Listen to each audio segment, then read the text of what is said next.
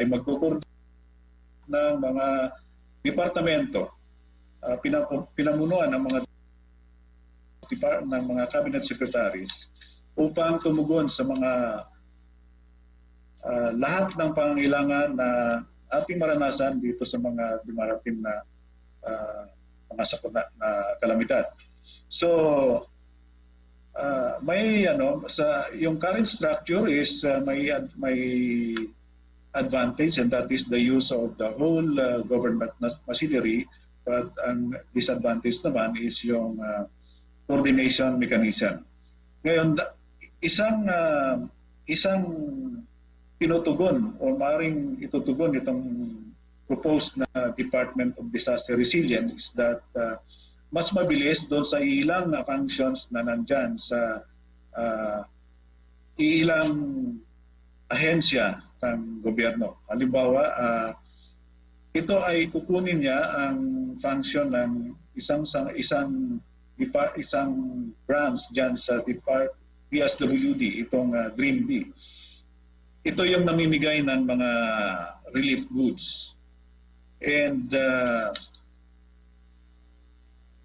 may malakas na power itong mandate, itong Department of Disaster Resilience. In rank, may parity siya in rank with the departments that it will mobilize. So in other words, Cabinet Secretary yung mag-uutos doon sa mga kausap niya, mga Cabinet Secretaries. So, pero ang ating recommendation then is nandyan pa rin yung council. Bali, hindi naman itong council or NDRMC ang gagawing department, kundi magtatatag talaga ng bagong departamento at ang core niyan ay ang Office of Civil Defense. So, sa ngayon ay tapos na sa version ang House of Representatives at ang version naman nila ay nandyan na i-submit na sa Senado. So mapapalakas Secretary yung ating pagtugon sa disaster risk reduction and management, hindi lang during the disaster response but mula doon sa mga iba pang aspeto ng pag-address natin sa mga kalamidad, prevention, mitigation, preparedness, response at saka rehabilitation and recovery.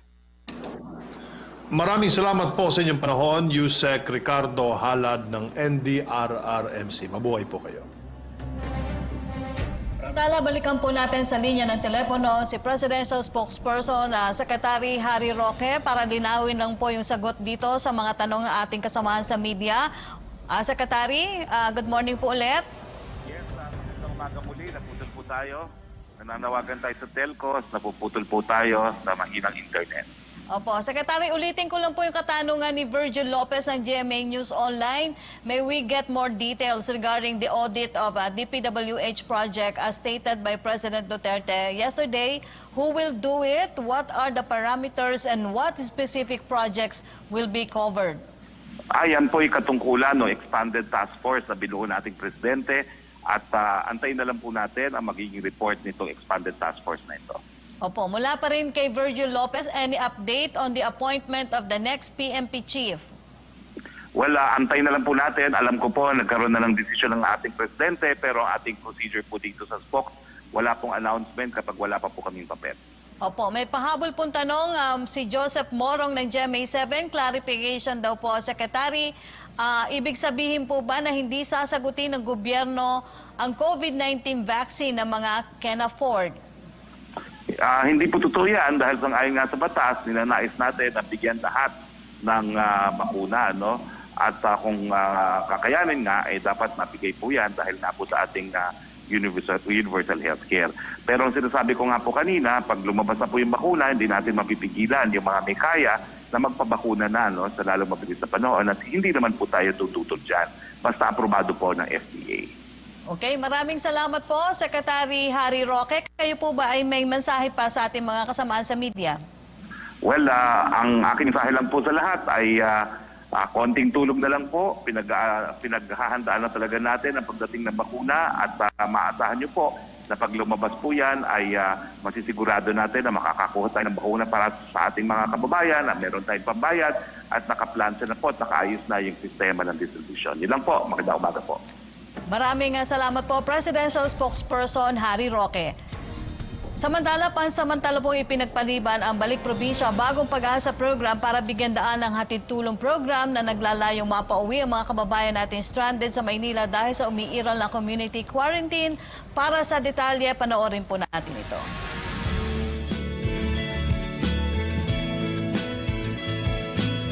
Upang mabigyan ng pangmatagalang tulong ang ating mga kababayang nais magbalik probinsya at makapagsimulang muli, pinagtibay ni Pangulong Duterte ang Executive Order No. 114 o ang Balik Probinsya Bagong Pag-asa Program. Go home to the province, they have the means of going back there. And there is a promise. What is really very important is we give them hope.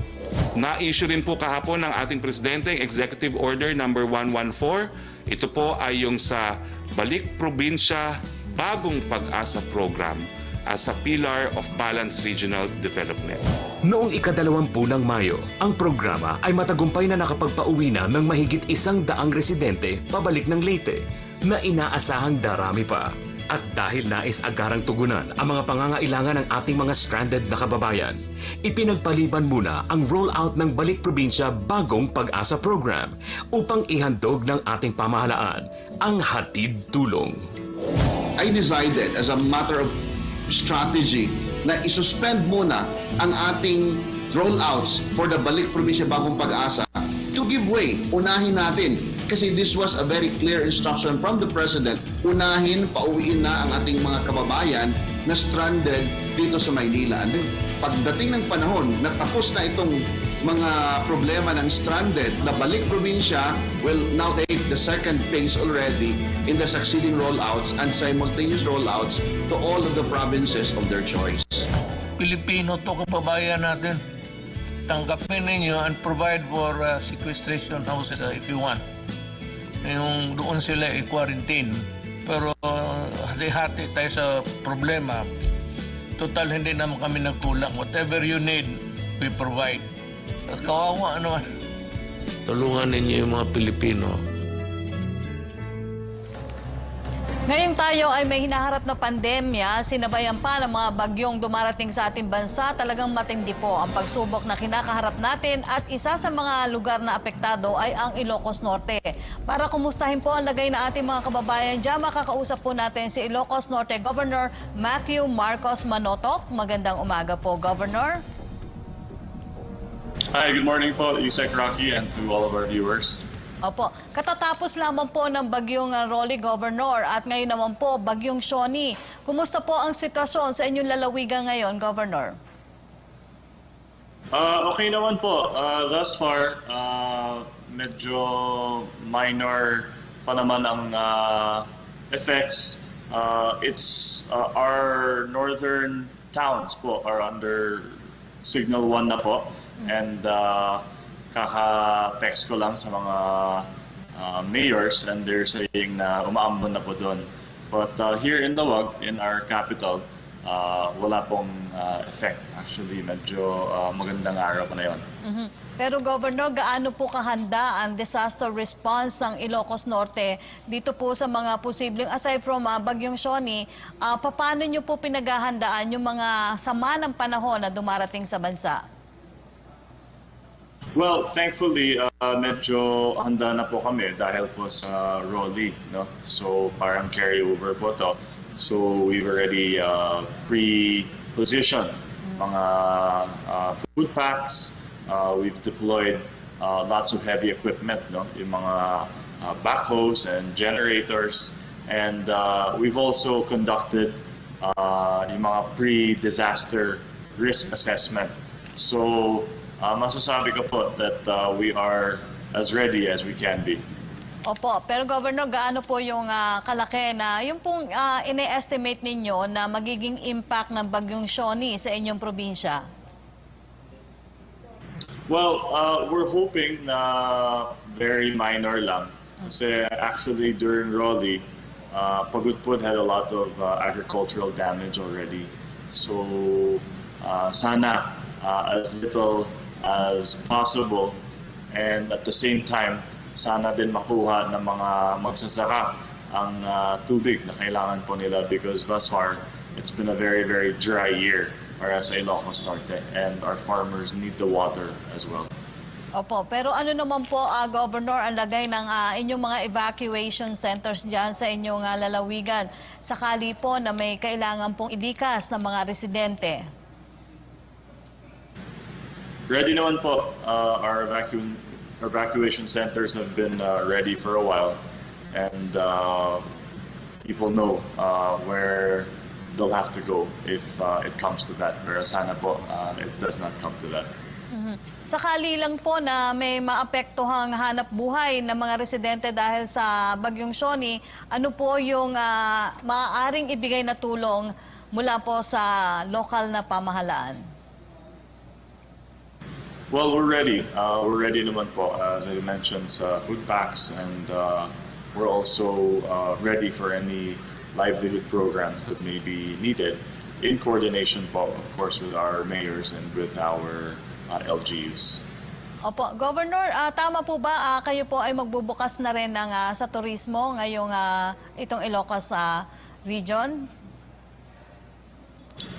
Yes po.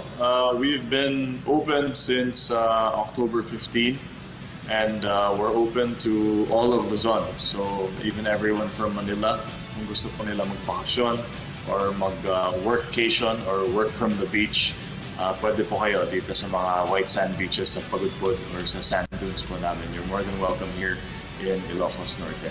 Yes, pero Governor, paano nyo po binabalanse yung pagbubukas po ng turismo sa inyong lugar dito naman po sa pag-prevent ng spread ng COVID-19, at kumusta po yung situation ng COVID-19 cases sa inyong lalawigan? Well, sa turismo po, we're very careful, no? All those coming from Manila need to take a PCR test, and restricted po ang movement ng mga tourists. No? So we discourage them from going to highly crowded areas, yung mga malls, mga markets, bawal po sila doon. At may kasama pong tour guide parati. So it's a very regulated tourism movement, but alam po natin that isa sa mga lifebloods of our economy is tourism, and we cannot stop or halt itong tourism sector simply because of COVID. In terms of our COVID status, we have 7 active cases as of now. That's in the entire Ilocos Norte, and they are all quarantined or isolated, and we're already quarantined beforehand. So we're very fortunate dito po sa Ilocos Norte na mababa po ang mga kaso po natin, and we're hoping we can keep it low. Yeah, okay. Governor, kunin ko na lang po yung message ninyo sa publiko, especially po sa inyong mga kababayan sa Ilocos Norte. Sa mga kakailan ko, maraming salamat po sa patience po ninyo at sa disiplina po ninyo, and for your trademark Ilocano hard work. And we have done very well sa tingin ko amidst this pandemic, and our focus now is recovery, our economy, livelihoods, and jobs, and I pledge that I will do all that I can in that vein. To everyone else in Luzon, please come visit Ilocos Norte. There's so much to do and so much to see. Kahit malayo po, we assure you that our beaches, our sand dunes, our Paway Lake, our Empanada, and our Longanisa are more than worth it. So see you all here in Ilocos Norte po. Maraming salamat po. Okay, maraming salamat po, Governor Matthew Marcos Manotok ng Ilocos Norte. Ngayon naman ay dumako tayo sa tanggapan ng na responsable sa mga programa at serbisyo para sa sektor ng mga manggagawa. Para sa mga updates ukol dito, makakausap po natin si Undersecretary Ana Dione ng Department of Labor and Employment. Magandang umaga po sa inyo, ma'am. Magandang umaga din po, Secretary Andanar. Marami pong kababayan natin ngayon mula sa Bicol, Calabarzon at Mimaropa ang lubang naapektuhan ng Bagyong Rolly at kasabay niyan ang patuloy nating pagsugpo sa pandemya. Sa inyo pong datos mula sa mga nabanggit na mga apektadong rehiyon sa bansa, ilan pong mga kababayan natin manggagawa ang naapektuhan ang kabuhayan dulot ng Bagyong Rolly? Mayroon pong report ang ating regional offices dito sa mga probinsya na naapektuhan at initial po ito na nakuha nila dito po sa Region 5. Meron po tayong mga 83,000 families affected. Dito naman po sa Region 4A ay meron po silang mga 135,000 at saka sa Region 4B ay meron po silang mga 23,000. Ito po yung mga initial na datos na nakuha ng ating mga regional offices at ito din po yung datos na basihan ng mga assistance na ibibigay po ng gobyerno through our department. Ano-ano pong mga ayuda at benepisyo ang ibibigay ng DOLE sa kanila? Yon, Secretary, sa dami po ng mga iba't ibang programa ng Department of Labor sa sitwasyong ito, ang pinakaakma na tulong na ibibigay po natin ay yung ating emergency employment na popularly known po TUPAD, emergency employment. So sa ngayon po, ma-action na po yung ating mga tao. Actually, nakikipag-coordinate na po sila sa mga local government units at nagpo-profile na po as we speak yung ating mga tao dahil inutusan po ni Secretary Bello po ang ating mga regional offices na profile na po ng mga tupad beneficiaries. Tigpa 5,000 po yan kada probinsya.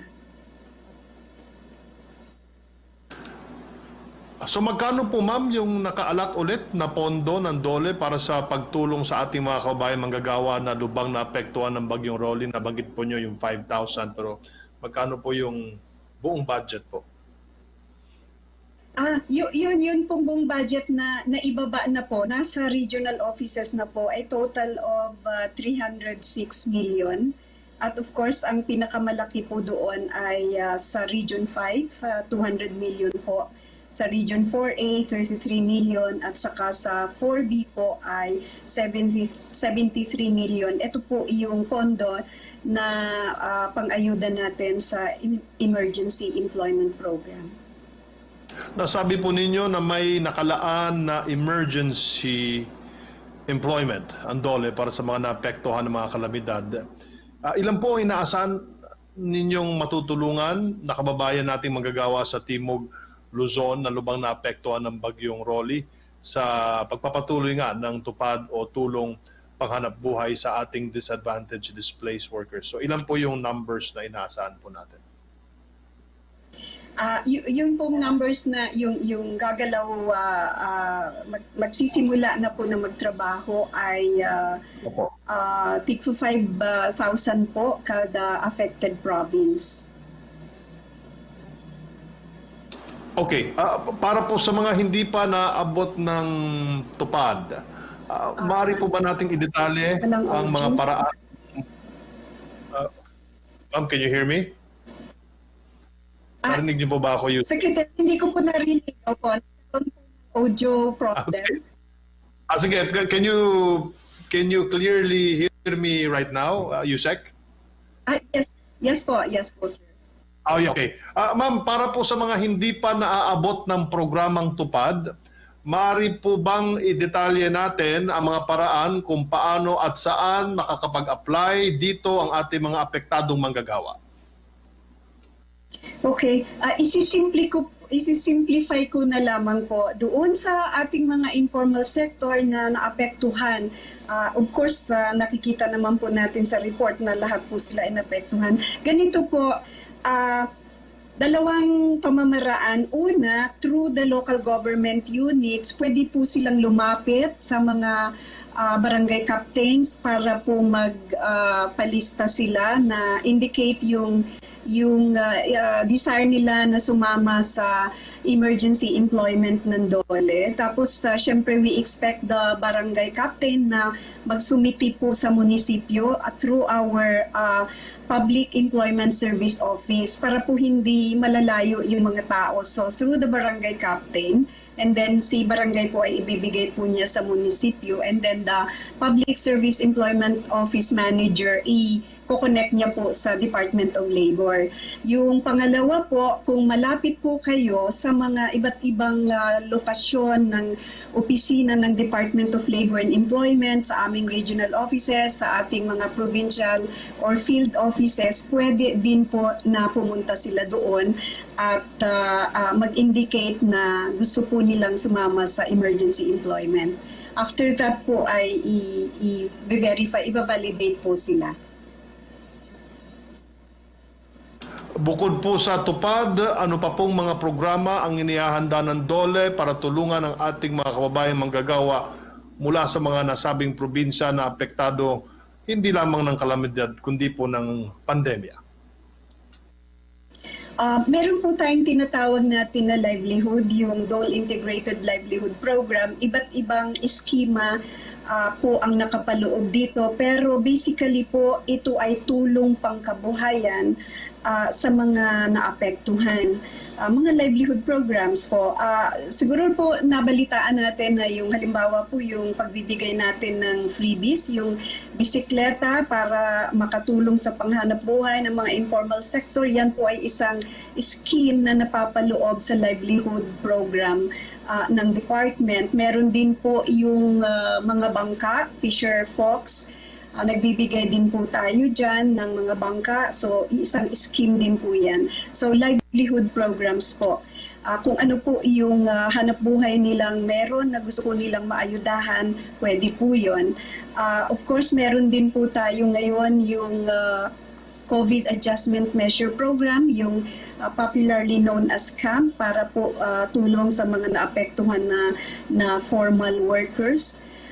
Meron din po tayong assistance para sa mga OFWs, yun pong AKAP, one-time financial assistance for returning OFWs. Meron din po tayong scholarship, yung pong tabang OFW. Ito po yung scholarship assistance para sa anak ng mga OFWs. In essence, yun po, Secretary, yung bulk ng programa. Maraming salamat, Usec, sa inyong panahon. Ano po inyong mensahe para sa ating mga kababayan? Sa ating mga manggagawa po, na mga naapektuhan, alam po natin na medyo mahirap gumalaw ngayon dahil po sa sitwasyon, pero hinihingi po natin ang cooperation at patience ng ating mga affected workers. Huwag ho kayong mag-atubili na lumapit po sa ating mga local government units at saka sa Department of Labor and Employment para initially po isabi ninyo kung ano po yung gusto ninyong tulong na ibibigay. When I say local government units, pumunta po kayo, hanapin po ninyo yung ating Public Employment Service Office. May mga staff po dyan na na-train, skilled para po maasikaso kayo, and sila po ang mag-aabot sa Department of Labor and Employment. Gamitin po ninyo yung mekanismo na yun para po makarating or mapasabi sa amin po sa Department of Labor ang inyong mga gustong ipatulong in the area po ng nasasakupan ng jurisdiction ng Department of Labor. Maraming pong salamat, Usec Ana Dione ng DOLE. Mabuhay po kayo, ma'am. Yes. Thank you din po, sir. Kini ang Sibyaanan sa Radio Philippines Net.